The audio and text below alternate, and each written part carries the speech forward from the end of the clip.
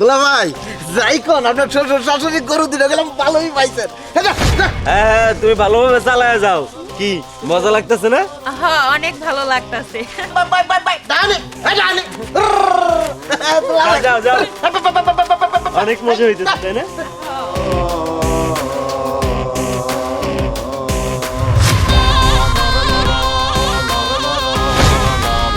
রাসেল!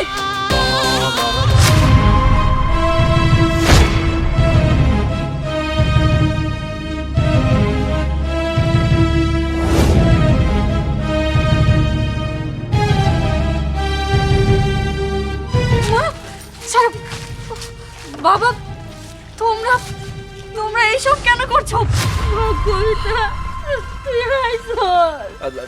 কবিতা তুমি আসলে তাহলে আমাকে বলে না কেন? বললে তো আমি গাড়ি নিয়ে যেতাম তোমাকে রিসিভ করতে। কি শুরু করেছো তুমি এসব?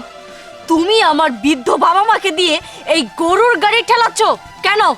হয়েছে কি, আমি তো তাদেরকে বলিনি, তারাই ইচ্ছে করে। তা না তাই না? আমি নিজের চোখে যেটা দেখলাম সেটাকে তুমি অবিশ্বাস করতে বলছো? তুমি গরুর গাড়ির উপরে চড়ে বসে আছো আর আমার বাবা মা নাকি সেটা টানছে। আর ওই দুইজনকে, হ্যাঁ ওই দুইজনকে? ওরা দুইজনের মধ্যে একজন হচ্ছে আমার শালা, আরেকজন হচ্ছে আমার বউ।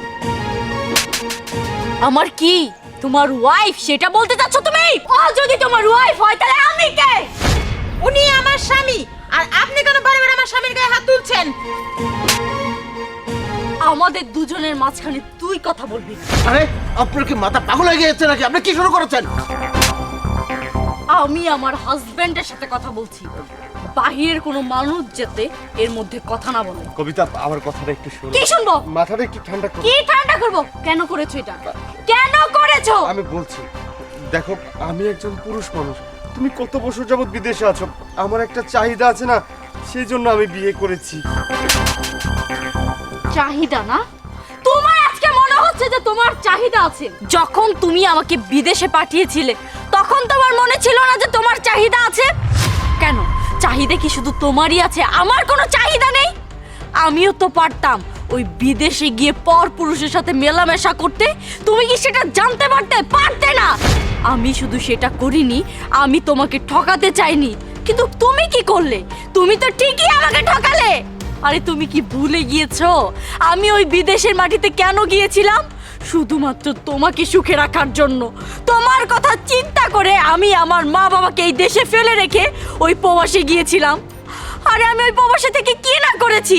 মাথার ঘাম পায়ে ফেলে কষ্ট করেছি, টাকা ইনকাম করেছি, সেই টাকা আমি তোমাকে পাঠিয়েছি। আর সেই টাকা দিয়ে তুমি ফুর্তি করছো, আমার বৃদ্ধ মা বাবাকে দিয়ে গরুর গাড়ি চালাচ্ছ, আর সেই গাড়ির উপরে তুমি আর তোমার ওয়াইফ।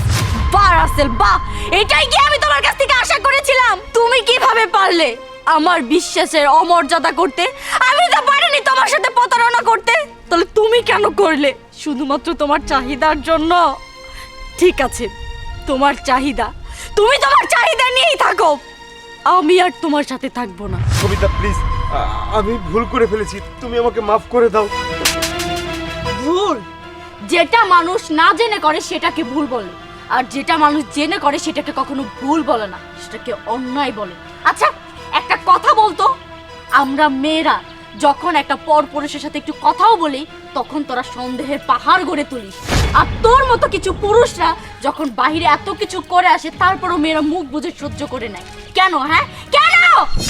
তখন কি নিজেদের একবারও প্রশ্ন করিস না যে আমরা যে তাদেরকে এত কথা বলি তাদের কি সত্যি কোনো দোষ আছে কিনা? তখন সেটা যাচাই করতে যাস না, আর নিজের বেলা ঠিকই যাচাই করিস, তাই না? তোদের মতো পুরুষদের আমি ঘৃণা করি, ঘৃণা। তোরা আসলে ভালোবাসার যোগ্যই না। আজকের পর থেকে তোর সাথে আমার কোনো সম্পর্কই থাকবে না। ঠিক সময় মতো ডিভোর্স লেটারটা পেয়ে যাবি। মা বাবা চল। কবিতা কবিতা আমার কথাটা একটু বোঝার চেষ্টা করো কবিতা প্লিজ। কেলো তুমি এই জায়গায় এখনো দাঁড়া রয়েছে, চলো। হ্যাঁ আমি এখানে থেকে আর কি করবো? তোমার তো এখন কিছুই নাই, তোমার নিয়ে এখন পথে পথে ঘুরমু আমি পারবো না। আমি শুধু তোমার টাকা পয়সা দেখে বিয়ে করছিলাম, বুঝছো নাই? ভাইয়া চলো। চলো তো কবিতা